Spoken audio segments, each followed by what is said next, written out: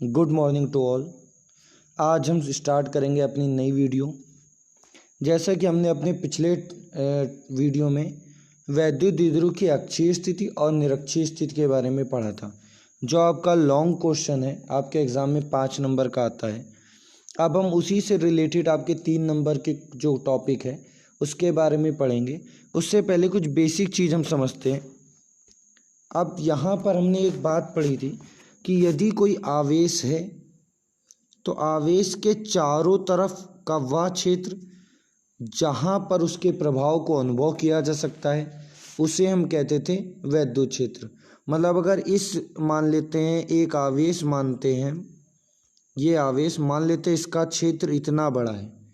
अब इसके अंदर जैसे ही कोई दूसरा आवेश आएगा, ये आवेश, पहला आवेश दूसरे आवेश पर बल लगाना शुरू कर देगा। अब ये बल आकर्षण बल भी हो सकता है और प्रतिकर्षण बल भी हो सकता है, ये इनकी प्रकृति पर निर्भर करता है। पर जब तक इस क्षेत्र के अंदर नहीं आ जाता तब तक बल अनुभव नहीं करेगा। अब हम मानते हैं दो आवेशों की जगह अगर हम ले लें एक वैद्युत क्षेत्र, एक वैद्युत क्षेत्र है जिसमें एक दूसरा आवेश आया है। अब जब वैद्युत क्षेत्र में हम कोई आवेश लाते हैं तो उस पर कैसा बल लगेगा, इसके बारे में आज हम पढ़ेंगे। तो हम लोग एक सिंपल चीज़ मानते हैं, मान लेता हूँ मैं इधर प्लस प्लस प्लस प्लस आवेश रखें। वैद्युत क्षेत्र के बारे में पढ़ाया गया था, वैद्युत बल रेखाओं में आपको बताया था वैद्युत क्षेत्र किधर जाता है, हमेशा प्लस से दूर की ओर। तो ये प्लस है, जाएगा वैद्युत क्षेत्र इस तरह जाएगा दूर की ओर। अब अगर यहाँ पर मैं कोई प्लस क्यू आवेश रख देता हूँ तो देखिए ये भी प्लस क्यू और इधर भी ये देखिए प्लस, तो प्लस प्लस एक दूसरे को क्या करेंगे, प्रतिकर्षित करेंगे, दूर भेजेंगे। तो ये जो प्लस क्यू आवेश है इस पर जो बल लगेगा उसकी दिशा किधर होगी, इधर की ओर, दूर भेजने का प्रयास करेगा। इसी जगह अगर मैं माइनस क्यू आवेश रख देता, अगर ये प्लस क्यू की जगह हम लोग रख देते हैं यहाँ पर माइनस क्यू आवेश। अब देखिए ये माइनस क्यू, ये प्लस क्यू, ये प्लस आवेश है इस तरफ। अब माइनस प्लस को क्या करेगा, आकर्षित करेगा, तो इस पर जो अब बल लगेगा वो इधर की ओर लगेगा, आकर्षण बल लगेगा। तो ये हम वैद्युत क्षेत्र जब भी हम पढ़ते हैं तो वैद्युत क्षेत्र को हम ये मान के पढ़ते हैं, हम आवेश लिखते नहीं हैं, बस हम मान लेते हैं कि अगर आवेश वैद्युत क्षेत्र आ रहा है तो किधर से आ रहा होगा, प्लस की तरफ से आ रहा होगा, और जिधर जा रहा है वो कौन सी साइड होगी, माइनस साइड होगी। ये हम इस फिगर में भी समझेंगे। ये आपके सामने एक फिगर है, ये पिछले साल बच्चों को पढ़ाया था उसकी एक पिक है। इसमें आप देखिए समझाने के लिए दिखाया गया है कि इस साइड में क्या रखा है, प्लस आवेश। तो वैद्युत क्षेत्र किधर जा रहा है, दूर की ओर, प्लस आवेश से दूर। ये दिखाने के लिए सिर्फ समझाया गया है, ऐसा आपके फिगर में बन के नहीं आएगा प्लस आवेश। सिर्फ बताया गया आपसे प्लस से दूर की ओर वैद्युत क्षेत्र होता है, तो प्लस आवेश रखा, दूर की ओर वैद्युत क्षेत्र। ये जितनी रेखाएं आपको एरो दिखाई दे रहे हैं ये सब रेखाएं आपके वैद्युत क्षेत्र को प्रदर्शित करती हैं। इसमें हमने एक वैद्युत द्विध्रुव रखा है, जो तिरछी रेखा दिख रही है ये आपकी वैद्युत द्विध्रुव है, जिसमें नीचे देखिए यहाँ पर माइनस क्यू आवेश, ऊपर देखिए प्लस क्यू आवेश। ऊपर एक बल लग रहा है एफ और नीचे भी एक बल लग रहा है एफ। ऊपर बल जो लग रहा है वो किधर लग रहा है, दूर की ओर। क्यों दूर की ओर लग रहा है, क्योंकि यहाँ पर कैसा है, प्लस आवेश, प्लस प्लस को क्या करेगा, प्रतिकर्षित करेगा, दूर भेजने का प्रयास करेगा। और नीचे क्या है, माइनस आवेश, ये माइनस आवेश पर बल किधर लगेगा, इधर की ओर, वो अपनी ओर आकर्षित करेगा। तो इसी से रिलेटेड बातें हम पढ़ेंगे अगले टॉपिक पर। तो अब चलते हैं सीधे टॉपिक पर। ये फिगर आपको नहीं बनाना है, अभी आगे आपको नेक्स्ट पेज पर इसका अच्छा फिगर मिलेगा, तो ये फिगर आपको नहीं बनाना है। तो चलिए चलते हैं नेक्स्ट पेज पर। तो ये है आपकी हेडिंग। तो एक समान विद्युत क्षेत्र में स्थित विद्युत द्विध्रुव पर लगने वाला बल युग्म का आघूर्ण, ये आपको फॉर्मूला ज्ञात करना है। बहुत छोटा सा डेरिवेशन है, 3 नंबर का है। डायग्राम सिर्फ थोड़ा सा टफ है, बाकी कुछ इसमें नहीं है।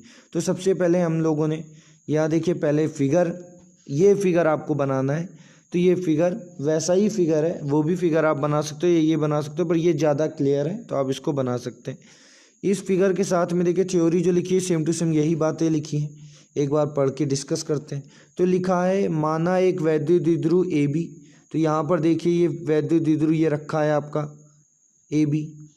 वैद्युत क्षेत्र ई में, तो वैद्युत क्षेत्र देखो ये क्या है, ई वैद्युत क्षेत्र जिसकी दिशा किधर है, इधर की ओर है, ई में। अब यहाँ पर एक चीज़ छूट गई, तो यहाँ पर लिख लीजिएगा थीटा कोण बनाते हुए। ये देखिए नीचे यहाँ पर एंगल दिया गया है कितना, थीटा, तो लिख लीजिएगा वैद्युत क्षेत्र में थीटा कोण बनाते हुए रखा गया है।